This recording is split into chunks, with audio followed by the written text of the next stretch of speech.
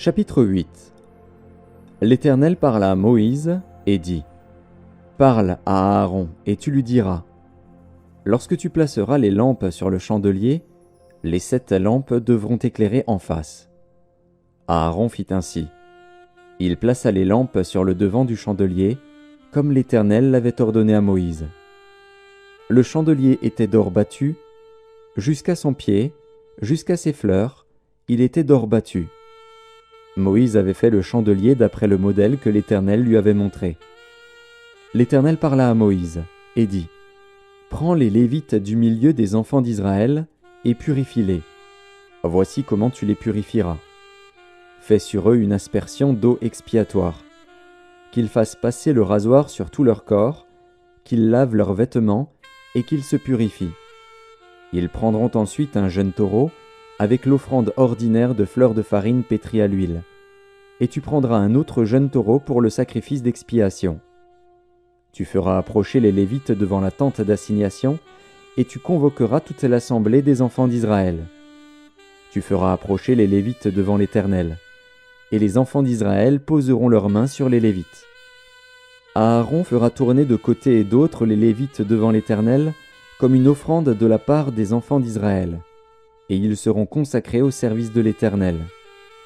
Les Lévites poseront leurs mains sur la tête des taureaux, et tu offriras l'un en sacrifice d'expiation et l'autre en holocauste, afin de faire l'expiation pour les Lévites. Tu feras tenir les Lévites debout devant Aaron et devant ses fils, et tu les feras tourner de côté et d'autre comme une offrande à l'Éternel. Tu sépareras les Lévites du milieu des enfants d'Israël, et les Lévites m'appartiendront. Après cela, les Lévites viendront faire le service dans la tente d'assignation. C'est ainsi que tu les purifieras, et que tu les feras tourner de côté et d'autre comme une offrande. Car ils me sont entièrement donnés du milieu des enfants d'Israël. Je les ai pris pour moi à la place des premiers-nés, de tous les premiers-nés des enfants d'Israël. Car tout premier-né des enfants d'Israël m'appartient, tant des hommes que des animaux. Le jour où j'ai frappé tous les premiers-nés dans le pays d'Égypte, je me les suis consacrés. Et j'ai pris les Lévites à la place de tous les premiers-nés des enfants d'Israël. J'ai donné les Lévites entièrement à Aaron et à ses fils, du milieu des enfants d'Israël, pour qu'ils fassent le service des enfants d'Israël dans la tente d'assignation, pour qu'ils fassent l'expiation pour les enfants d'Israël, et pour que les enfants d'Israël ne soient frappés d'aucune plaie en s'approchant du sanctuaire. Moïse, Aaron et toute l'assemblée des enfants d'Israël firent à l'égard des Lévites tout ce que l'Éternel avait ordonné à Moïse touchant les Lévites. Ainsi firent à leur égard les enfants d'Israël. Les Lévites se purifièrent et lavèrent leurs vêtements.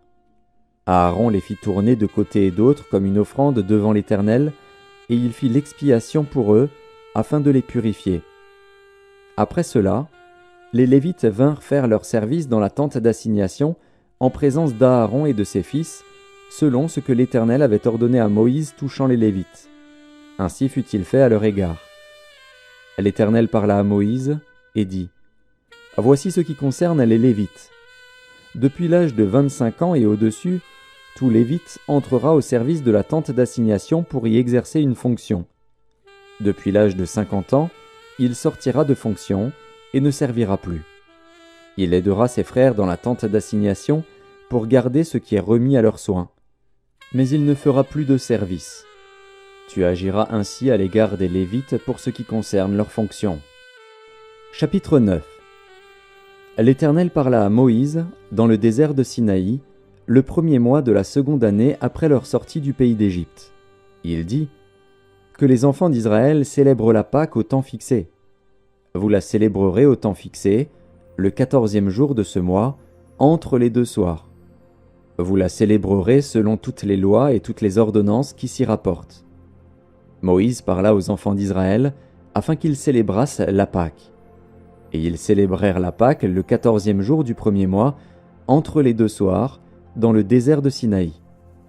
Les enfants d'Israël se conformèrent à tous les ordres que l'Éternel avait donnés à Moïse. Il y eut des hommes qui, se trouvant impurs à cause d'un mort, ne pouvaient pas célébrer la Pâque ce jour-là. Ils se présentèrent le même jour devant Moïse et Aaron. Et ces hommes dirent à Moïse : Nous sommes impurs à cause d'un mort. pourquoi serions-nous privés de présenter au temps fixé l'offrande de l'Éternel au milieu des enfants d'Israël » Moïse leur dit, « Attendez que je sache ce que l'Éternel vous ordonne. » Et l'Éternel parla à Moïse et dit, « Parle aux enfants d'Israël, et dis-leur, si quelqu'un d'entre vous ou de vos descendants est impur à cause d'un mort, ou est en voyage dans le lointain, il célébrera la Pâque en l'honneur de l'Éternel. C'est au second mois qu'ils la célébreront, le 14e jour, entre les 2 soirs. Ils la mangeront avec des pains sans levain et des herbes amères. Ils n'en laisseront rien jusqu'au matin, et ils n'en briseront aucun os. Ils la célébreront selon toutes les ordonnances de la Pâque. Si celui qui est pur et qui n'est pas en voyage s'abstient de célébrer la Pâque, celui-là sera retranché de son peuple. Parce qu'il n'a pas présenté l'offrande de l'Éternel au temps fixé, cet homme-là portera la peine de son péché. Si un étranger en séjour chez vous célèbre la Pâque de l'Éternel, il se conformera aux lois et aux ordonnances de la Pâque. Il y aura une même loi parmi vous, pour l'étranger comme pour l'indigène. Le jour où le tabernacle fut dressé, la nuée couvrit le tabernacle, la tente d'assignation. Et, depuis le soir jusqu'au matin, elle eut sur le tabernacle l'apparence d'un feu. Il en fut continuellement ainsi. La nuée couvrait le tabernacle, et elle avait de nuit l'apparence d'un feu. Quand la nuée s'élevait de dessus la tente, les enfants d'Israël partaient, et les enfants d'Israël campaient dans le lieu où s'arrêtait la nuée. Les enfants d'Israël partaient sur l'ordre de l'Éternel, et ils campaient sur l'ordre de l'Éternel. Ils campaient aussi longtemps que la nuée restait sur le tabernacle. Quand la nuée restait longtemps sur le tabernacle, les enfants d'Israël obéissaient au commandement de l'Éternel et ne partaient point. Quand la nuée restait peu de jours sur le tabernacle, ils campaient sur l'ordre de l'Éternel, et ils partaient sur l'ordre de l'Éternel. Si la nuée s'arrêtait du soir au matin et s'élevait le matin, ils partaient. Si la nuée s'élevait après un jour et une nuit, ils partaient. Si la nuée s'arrêtait sur le tabernacle 2 jours, ou 1 mois, ou 1 année, les enfants d'Israël restaient campés et ne partaient point. Et quand elle s'élevait, ils partaient. Ils campaient sur l'ordre de l'Éternel, et ils partaient sur l'ordre de l'Éternel. Ils obéissaient au commandement de l'Éternel, sur l'ordre de l'Éternel par Moïse. Chapitre 10. L'Éternel parla à Moïse et dit, « Fais-toi 2 trompettes d'argent. Tu les feras d'argent battu. Elles te serviront pour la convocation de l'assemblée et pour le départ des camps. Quand on en sonnera, toute l'assemblée se réunira auprès de toi, à l'entrée de la tente d'assignation. Si l'on ne sonne que d'une trompette, les princes, les chefs des milliers d'Israël, se réuniront auprès de toi. Quand vous sonnerez avec éclat, ceux qui campent à l'orient partiront. Quand vous sonnerez avec éclat pour la seconde fois, ceux qui campent au midi partiront. On sonnera avec éclat pour leur départ. Vous sonnerez aussi pour convoquer l'assemblée, mais vous ne sonnerez pas avec éclat. Les fils d'Aaron, les sacrificateurs, sonneront des trompettes. Ce sera une loi perpétuelle pour vous et pour vos descendants. Lorsque, dans votre pays, vous irez à la guerre contre l'ennemi qui vous combattra, vous sonnerez des trompettes avec éclat, et vous serez présents au souvenir de l'Éternel, votre Dieu, et vous serez délivrés de vos ennemis. Dans vos jours de joie, dans vos fêtes, et à vos nouvelles lunes, vous sonnerez des trompettes, en offrant vos holocaustes et vos sacrifices d'action de grâce, et elles vous mettront en souvenir devant votre Dieu. Je suis l'Éternel, votre Dieu. Le 20e jour du second mois de la seconde année, la nuée s'éleva de dessus le tabernacle du témoignage. Et les enfants d'Israël partirent du désert de Sinaï, selon l'ordre fixé pour leur marche. La nuée s'arrêta dans le désert de Paran. Ils firent ce premier départ sur l'ordre de l'Éternel par Moïse. La bannière du camp des fils de Juda partit la première, avec ses corps d'armée. Le corps d'armée de Juda était commandé par Nachshon, fils d'Aminadab. Le corps d'armée de la tribu des fils d'Issachar par Nethanil, fils de Tsuar. Le corps d'armée de la tribu des fils de Zabulon par Eliab, fils de Hélon. Le tabernacle fut démonté, et les fils de Gershon et les fils de Merari partirent, portant le tabernacle. La bannière du camp de Ruben partit, avec ses corps d'armée. Le corps d'armée de Ruben était commandé par Élitsur, fils de Chédéur. Le corps d'armée de la tribu des fils de Siméon, par Shelumiel, fils de Tsurishadaï. Le corps d'armée de la tribu des fils de Gad, par Eliasaph, fils de Déuel. Les Kéatites partirent, portant le sanctuaire, et l'on dressait le tabernacle en attendant leur arrivée. La bannière du camp des fils d'Éphraïm partit, avec ses corps d'armée. Le corps d'armée d'Éphraïm était commandé par Élishama, fils d'Ammiud. Le corps d'armée de la tribu des fils de Manassé, par Gamliel, fils de Pédatchur. Le corps d'armée de la tribu des fils de Benjamin, par Abidan, fils de Gidéoni. La bannière du camp des fils de Dan partit, avec ses corps d'armée. Elle formait l'arrière-garde de tous les camps. Le corps d'armée de Dan était commandé par Ahiézer, fils d'Amishadaï. Le corps d'armée de la tribu des fils d'Azer, par Pagiel, fils d'Ocran. Le corps d'armée de la tribu des fils de Nephtali, par Ahira, fils d'Enan. Tel fut l'ordre d'après lequel les enfants d'Israël se mirent en marche selon leur corps d'armée, et c'est ainsi qu'ils partirent. Moïse dit à Hobab, fils de Réuel, le Madianite, beau-père de Moïse, « Nous partons pour le lieu dont l'Éternel a dit, « Je vous le donnerai.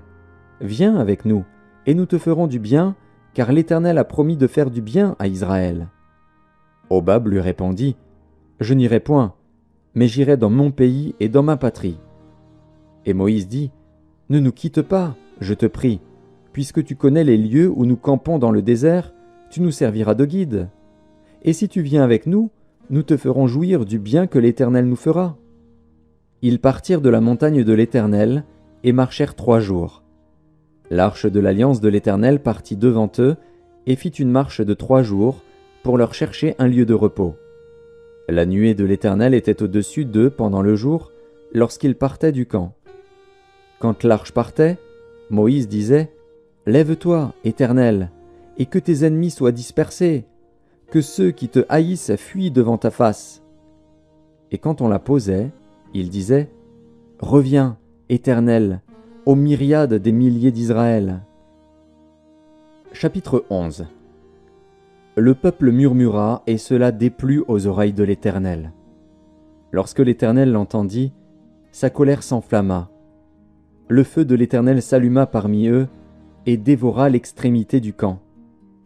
Le peuple cria à Moïse.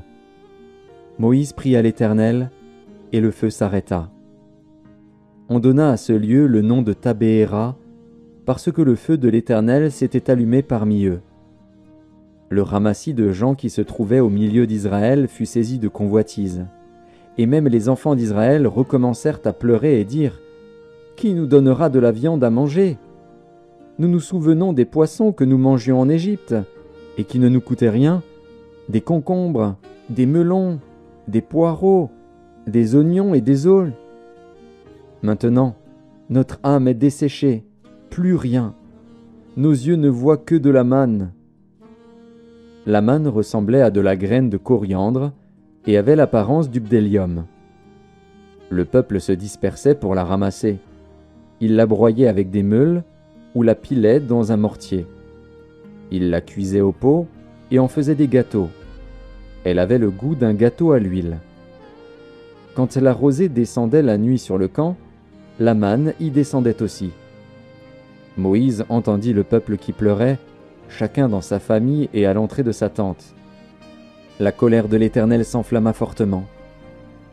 Moïse fut attristé, et il dit à l'Éternel, « Pourquoi affliges-tu ton serviteur? Et pourquoi n'ai-je pas trouvé grâce à tes yeux, que tu aies mis sur moi la charge de tout ce peuple? Est-ce moi qui ai conçu ce peuple? Est-ce moi qui l'ai enfanté, pour que tu me dises, « Porte-le sur ton sein, comme le nourricier porte un enfant, jusqu'au pays que tu as juré à ses pères de lui donner? Où prendrai-je de la viande pour donner à tout ce peuple? Car ils pleurent auprès de moi en disant, « Donne-nous de la viande à manger. » Je ne puis pas, à moi seul, porter tout ce peuple, car il est trop pesant pour moi. Plutôt que de me traiter ainsi, tue-moi, je te prie, si j'ai trouvé grâce à tes yeux et que je ne vois pas mon malheur. » L'Éternel dit à Moïse, « Assemble auprès de moi 70 hommes des anciens d'Israël, de ceux que tu connais comme anciens du peuple et ayant autorité sur lui. Amène-les à la tente d'assignation, et qu'ils s'y présentent avec toi. Je descendrai, et là je te parlerai. Je prendrai de l'esprit qui est sur toi, et je le mettrai sur eux, afin qu'ils portent avec toi la charge du peuple, et que tu ne la portes pas à toi seul. Tu diras au peuple, « Sanctifiez-vous pour demain, et vous mangerez de la viande, puisque vous avez pleuré aux oreilles de l'Éternel, en disant, « Qui nous fera manger de la viande ? Car nous étions bien en Égypte. » L'Éternel vous donnera de la viande, et vous en mangerez. Vous en mangerez non pas 1 jour, ni 2 jours, ni 5 jours, ni 10 jours, ni 20 jours, mais 1 mois entier, jusqu'à ce qu'elle vous sorte par les narines et que vous en ayez du dégoût, parce que vous avez rejeté l'Éternel qui est au milieu de vous, et parce que vous avez pleuré devant lui, en disant « Pourquoi donc sommes-nous sortis d'Égypte » Moïse dit « 600 000 hommes de pied forment le peuple au milieu duquel je suis, et tu dis « Je leur donnerai de la viande, et ils en mangeront 1 mois entier. » Égorgera-t-on pour eux des brebis et des bœufs, en sorte qu'ils en aient assez? Ou rassemblera-t-on pour eux tous les poissons de la mer, en sorte qu'ils en aient assez? L'Éternel répondit à Moïse, « La main de l'Éternel serait-elle trop courte? Tu verras maintenant si ce que je t'ai dit arrivera ou non. » Moïse sortit et rapporta au peuple les paroles de l'Éternel. Il assembla 70 hommes des anciens du peuple et les plaça autour de la tente. L'Éternel descendit dans la nuée et parla à Moïse. Il prit de l'esprit qui était sur lui et le mit sur les 70 anciens. Et dès que l'esprit reposa sur eux, ils prophétisèrent. Mais ils ne continuèrent pas. Il y eut 2 hommes, l'un appelé Eldad et l'autre Médad, qui étaient restés dans le camp et sur lesquels l'esprit reposa, car ils étaient parmi les inscrits, quoiqu'ils ne fussent point allés à la tente. Et ils prophétisèrent dans le camp. Un jeune garçon courut l'annoncer à Moïse et dit « Eldad et Médad prophétisent dans le camp. » Et Josué, fils de Nun, serviteur de Moïse depuis sa jeunesse, prit la parole et dit « Moïse, mon Seigneur, empêche-les. » Moïse lui répondit « Es-tu jaloux pour moi? Puisse tout le peuple de l'Éternel être composé de prophètes, et veuille l'Éternel mettre son esprit sur eux. » Et Moïse se retira au camp, lui et les anciens d'Israël. L'Éternel fit souffler de la mer un vent, qui amena des cailles, et les répandit sur le camp, environ 1 journée de chemin d'un côté et environ 1 journée de chemin de l'autre côté, autour du camp. Il y en avait près de 2 coudées au-dessus de la surface de la terre. Pendant tout ce jour et toute la nuit, et pendant toute la journée du lendemain, le peuple se leva et ramassa les cailles. Celui qui en avait ramassé le moins en avait 10 omers. Ils les étendirent pour eux autour du camp. Comme la chair était encore entre leurs dents sans être mâchée, la colère de l'Éternel s'enflamma contre le peuple, et l'Éternel frappa le peuple d'une très grande plaie. On donna à ce lieu le nom de Kibroth-Hattava, parce qu'on y enterra le peuple que la convoitise avait saisi. De Kibroth-Hattava, le peuple partit pour Hatséroth, et il s'arrêta à Hatséroth. Chapitre 12. Marie et Aaron parlèrent contre Moïse au sujet de la femme éthiopienne qu'il avait prise, car il avait pris une femme éthiopienne. Ils dirent « Est-ce seulement par Moïse que l'Éternel parle? N'est-ce pas aussi par nous qu'il parle ?» Et l'Éternel l'entendit. Or, Moïse était un homme fort patient, plus qu'aucun homme sur la face de la terre. Soudain l'Éternel dit à Moïse, à Aaron et à Marie, « Allez, vous 3, à la tente d'assignation. » Et ils y allèrent tous les 3. L'Éternel descendit dans la colonne de nuée, et il se tint à l'entrée de la tente. Il appela Aaron et Marie, qui s'avancèrent tous les 2. Et il dit, « Écoutez bien mes paroles. Lorsqu'il y aura parmi vous un prophète, c'est dans une vision que moi, l'Éternel, je me révélerai à lui. C'est dans un songe que je lui parlerai. Il n'en est pas ainsi de mon serviteur Moïse. Il est fidèle dans toute ma maison. Je lui parle bouche à bouche. Je me révèle à lui sans énigme, et il voit une représentation de l'Éternel. Pourquoi donc n'avez-vous pas craint de parler contre mon serviteur, contre Moïse. La colère de l'Éternel s'enflamma contre eux, et il s'en alla. La nuée se retira de dessus la tente, et voici, Marie était frappée d'une lèpre, blanche comme la neige. Aaron se tourna vers Marie, et voici, elle avait la lèpre. Alors Aaron dit à Moïse, « De grâce, mon Seigneur, ne nous fais pas porter la peine du péché que nous avons commis en insensé et dont nous nous sommes rendus coupables. Oh, qu'elle ne soit pas comme l'enfant mort-né, dont la chair est à moitié consumée quand il sort du sein de sa mère. » Moïse cria à l'Éternel, en disant, « Ô Dieu, je te prie, guéris-la. » Et l'Éternel dit à Moïse, « Si son père lui avait craché au visage, ne serait-elle pas pendant 7 jours un objet de honte ?